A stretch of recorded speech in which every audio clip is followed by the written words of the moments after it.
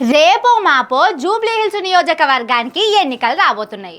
ఇప్పుడు ఆ సీట్ల కాంగ్రెస్ సర్కారు పోటీ చేసి ఓడిపోతే ఏతులకు పోయి ఎల్లెలకల పడ్డట్టు అవుతుంది.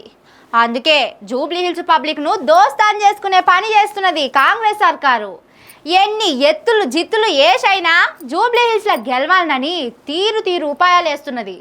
సరే, ఇప్పుడేం చేసిందంటే Ladies and gentlemen, in alignment with the policy's commitment to provide sessions, curriculum guidance and long-term చూసిండ్రా ఎసొంటి ఎత్తు వేసిండ్రో కాంగ్రెస్ సర్కార్ సీఎం రేవంత్ రెడ్డి.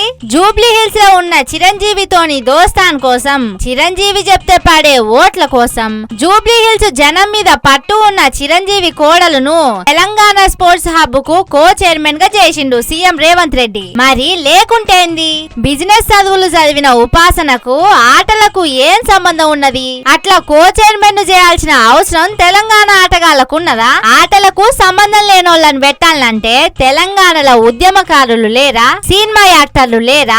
ఆటలు ఆడి పథకాలు తెచ్చినోళ్ళు లేరా? ఆటల గురించి తెలిసినోళ్ళు లేరా? కొనిదెల ఉపాసనే ఎందుకు?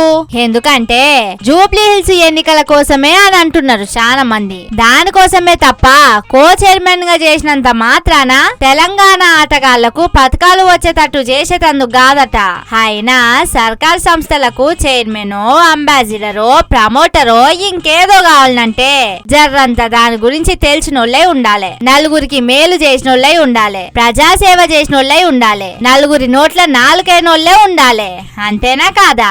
కానీ తెలంగాణ సర్కార్లు వెనక ముందు ఆలోచన చేయకుండా నిర్ణయాలు చేసి నియామకాలు చేస్తున్నది. ఏందో ఏమో పోండ్రి, పార్టీ గెలుపుల కోసం తెలంగాణ ఆటలను తాకట్టు పెడుతున్నారు అని అంటున్నారు ఈ ముచ్చట ఎరికైన జనాలు.